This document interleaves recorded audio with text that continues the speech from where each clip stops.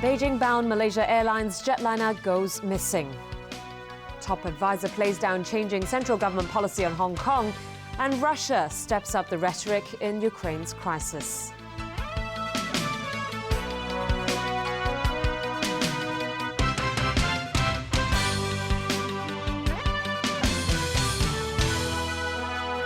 Good evening. Search and rescue crews across Southeast Asia are scrambling to find a Malaysia Airlines plane that disappeared over waters between Malaysia and Vietnam with 239 people on board.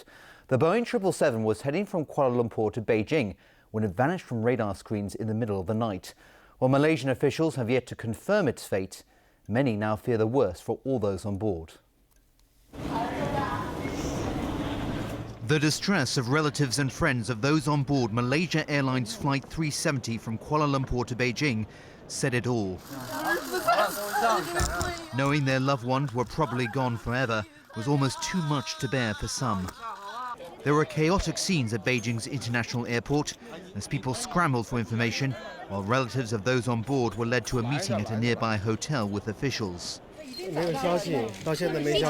Some complained authorities and airline staff told them nothing of substance.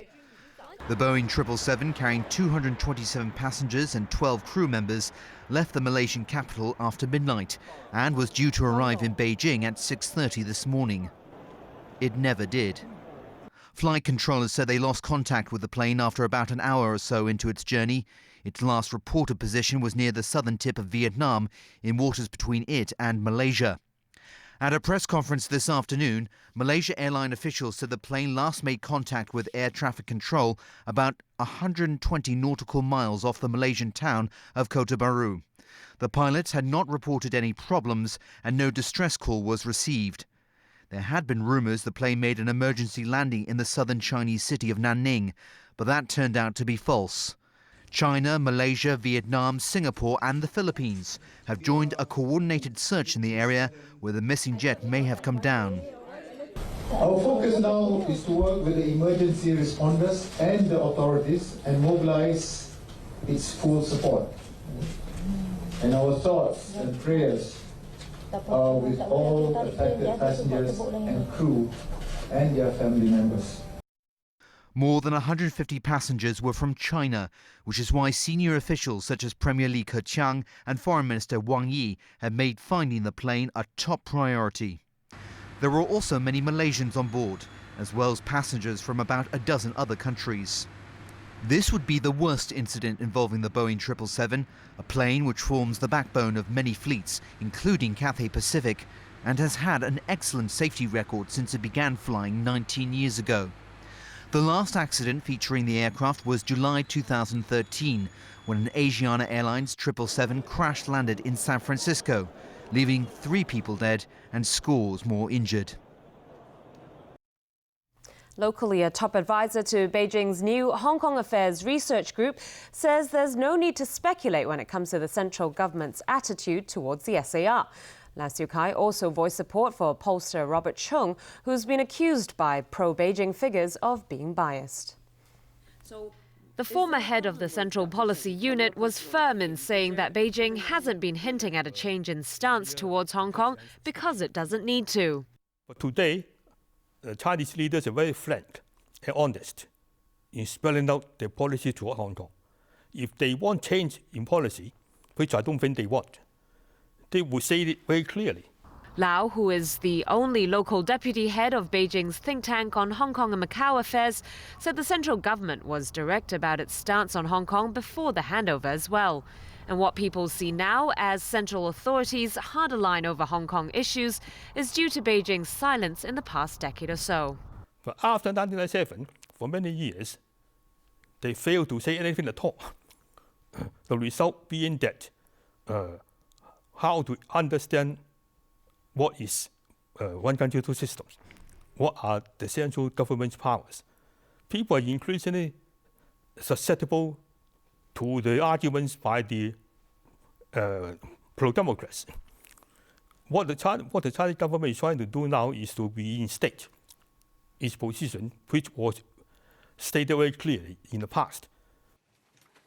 Meanwhile, Lao voiced support for University of Hong Kong pollster Robert Chung, who's been accused of being biased by members of the country's political advisory body this week. He said the criticism about Chung's interpretations of his poll results reflects a general lack of political trust. And it's very difficult to explain some poll results with questions in the poll. And people have to use other data or through their own subjective interpretation as to how to interpret or how to understand the poll results. So if there's a lot of political trust, the pollster will have a lot of freedom and leeway to interpret poll results as he sees fit. But if there's no political trust there, people question the interpretation. Lao suggested if more bodies conduct opinion polls, there'll be greater checks and balances to prevent anyone from trying to manipulate data. Commissioner of Police Andy Zhang today further angered Democratic Party members by suggesting they didn't understand what social harmony meant. This was in defense of a decision by officers to forcibly remove a Democratic Party district councillor from a meeting on Thursday following reports of harassment there. After he was removed from a meeting on civic education, Central and Western District Councillor Hui Chi-feng accused the police of abusing their power. But the police chief insisted officers were simply trying to maintain order. He said if people don't understand what peace means, they should go and have a chat with their legal advisors. The Democratic Party criticized Zhang's remarks and said it will file a complaint against him with the Security Bureau. Well, concerns were raised about country parks on Lantau as the Lantau Development Advisory Committee met for the first time today. Evelyn Leung has more.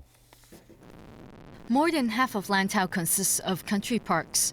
This is one of the main concerns of members of the Lantau Development Advisory Committee. The committee is responsible for coming up with proposals to develop the island. Its first meeting was held today. Committee member Wu Chi-wai said in the government's revised concept plan for Lantau in 2007, there were plans to expand its country parks. But Wu says this wasn't mentioned in today's meeting. And he fears that won't be taken into consideration in future discussions on the development of the island. The Secretary for Development tried to ease their fears. On environmental protection, this has been discussed, and this is a point that many of our members put a lot of emphasis. So all, in the future consideration of Lantau Island's development, a balance has to be struck between conservation and development. And we must understand that these two do not necessarily conflict with each other. It is not a zero-sum game. It's not mutually exclusive. If properly devised, this could be complementary to one another. The development chief added all committee members have been required to declare all their interests relating to Lantau. Evelyn Lang, TVB News. Turning now to Ukraine's crisis, Russia has sharply criticized Western sanctions against it, saying the United States and its allies will come to regret the action. And the Russian foreign minister warned the West not to make any reckless moves over the crisis in Crimea. Russia remains defiant despite the United States and Europe unleashing targeted sanctions against Moscow this week. In theory, the goal is to bring Russia to heel over its action in the Ukrainian region of Crimea, where Russian troops have effectively seized control away from Ukraine.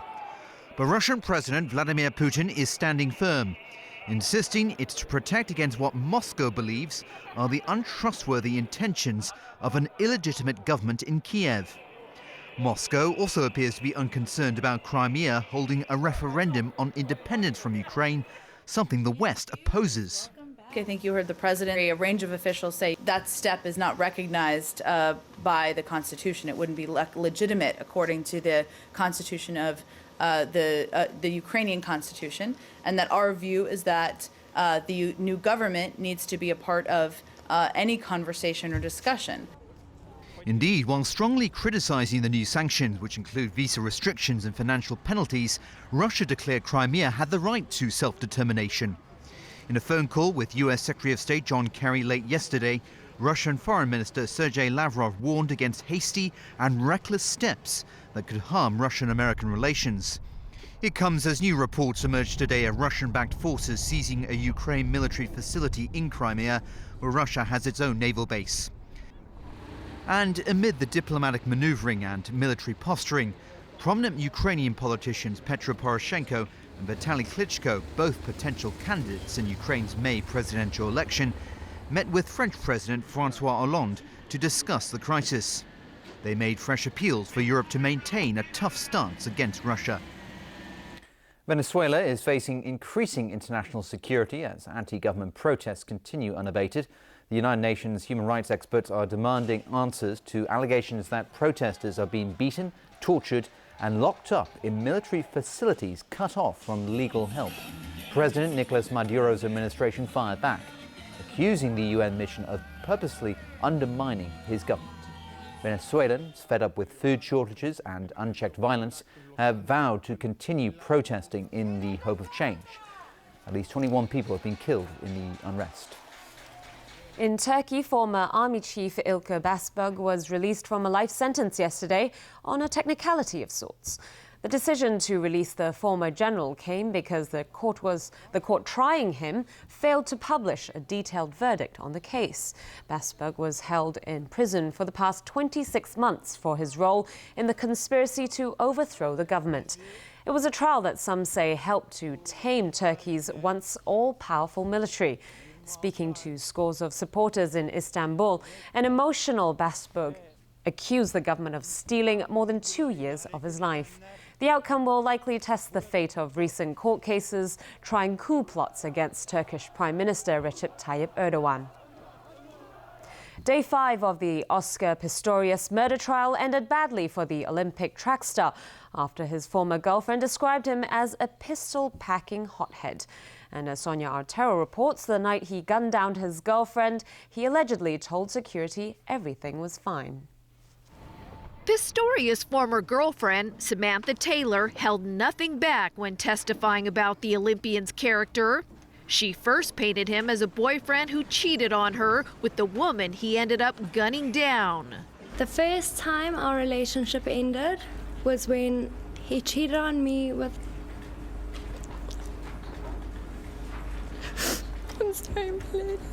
Then she went on to describe him as an ill-tempered, gun-packing, trigger-happy man who never let his gun out of his sight. Did you know that the accused owned a gun during your relationship? Yes, my lady. He kept it on him all the time, my lady. He carried it around with him. Taylor described one occasion in which an angry Pistorius fired his gun out of a sunroof after a policeman stopped his car for speeding.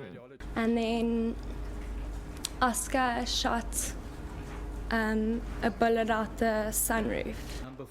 Prosecutors are hoping to prove that Pistorius intentionally killed Steenkamp during a heated argument. In order to convince the court Pistorius shot her by accident, the defense insists Steenkamp never screamed the night she was shot to death. It was Pistorius screaming for help. But Taylor maintained Oscar's screams could never be mistaken for a woman's. That is not true. He sounds like a man. Then, even more damning testimony against Pistorius from the security guard who responded to the screams and shooting at Pistorius' apartment.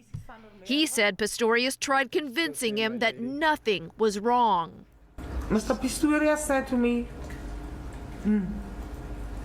security, everything is fine. The murder trial is expected to last 3 weeks. It's attracted so much media attention, one entire TV channel has been dedicated to following the proceedings. Sonia Artero, TVB News. And still ahead in the news tonight, calls for greater women's rights on International Women's Day. Newsweek gets a facelift. And the Winter Paralympics open in Sochi.